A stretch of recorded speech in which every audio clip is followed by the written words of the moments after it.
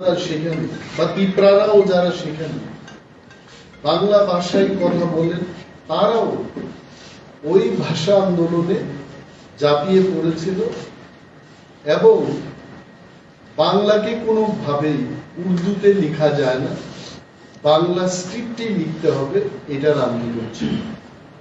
And that is Y ওই আন্দোলনের পর থেকে কিন্তু টুডে বাংলা ভাষাটাকে বাংলা লিপি দিয়ে লেখা হয়ে থাকে। এবং এইখানে আমাদের যে দীর্ঘদিনের, এটা শুধু তিপ্রাদের, কুমুদ কুন্ডু চৌধুরী, উনি কি তিপ্রা ছিলেন? হি ওয়াজ এ বেঙ্গলি ম্যান। উনি বাঙালির ঘরে জন্মগ্রহণ করেছেন, উনি বাঙালি অংশের মানুষ ছিলেন। উনিও তো বলেছেন যে kokborokকে যদি সঠিকভাবে লিখতে হয়, সম্পূর্ণভাবে বাংলা স্ক্রিপ্টে সেটা লেখা যায় না।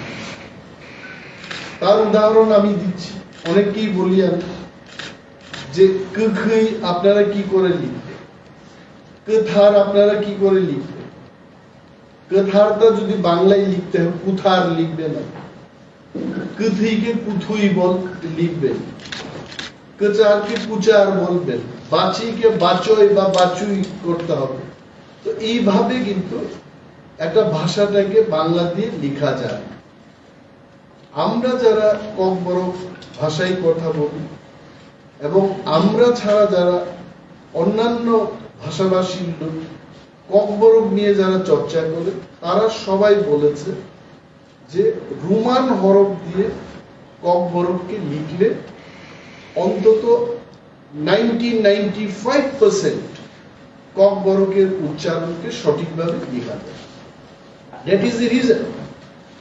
তো আজকে আমরা দেখেছি লেফট ফ্রন্টের সময়, আমার জীবনের সিংহভাগ সময়টা আমি দেখেছি বামপন্থীদের শাসন। নৃপেন বাবুর 10 বছর এবং পরবর্তী সময় দশরথ বাবুর 5 বছর, তাহলে 15 বছর, এবং পূর্বতন যিনি মুখ্যমন্ত্রী মানিক সরকার, ওনার 20 বছর, মানে 35 বছর। In my life the longest government যাদের আমি দেখেছি তারা হচ্ছে বামপন্থীদের সময়। কিন্তু রাজ্যের যতগুলো কলেজ আছে বা ইউনিভার্সিটি আছে, স্কুল আছে, সেখানে ওনারা অন্তত পরিষ্কার ভাবে না বললেও 2টি স্ক্রিপ্টে kokborokকে লেখার জন্য অনুমতি দিয়েছে। বাংলায় যারা লিখছেন লিখুন, এবং রোমানে যারা লিখতে চান তারা লিখুন।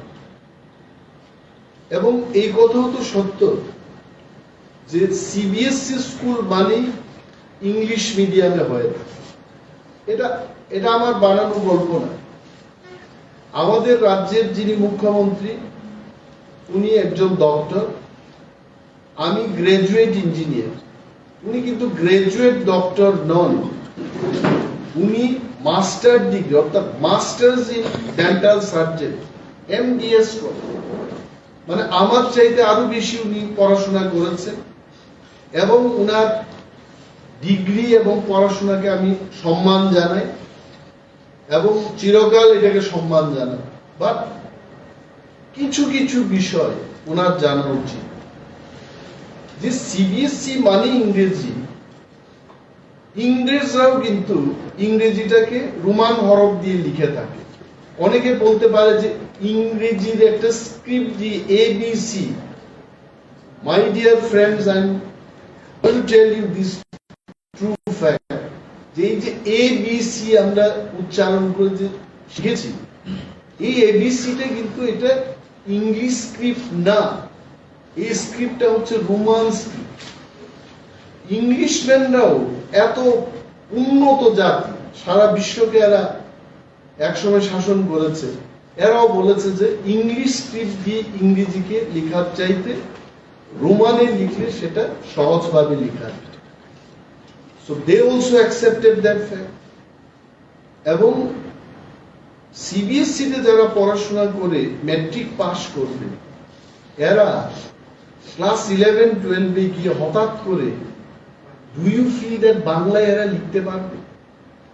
রাজ্যের মাননীয় মুখ্যমন্ত্রী আমাকে আমার একটা চিঠির উত্তরে লিখেছেন যে সিবিএসই কর্তৃপক্ষ থেকে আমরা জানতে পারলাম, মানে আমরা মানে কারা, রাজ্যের মন্ত্রিসভা এবং খুদ মুখ্যমন্ত্রী নিজে, ওই আমরা, উনি বলেছেন আমরা জানতে পেরেছি যে সিবিএসই বাই স্ক্রিপ্টে, অর্থাৎ দুইটা স্ক্রিপ্টে প্রশ্ন করার তাদের কোনো বিধান নেই।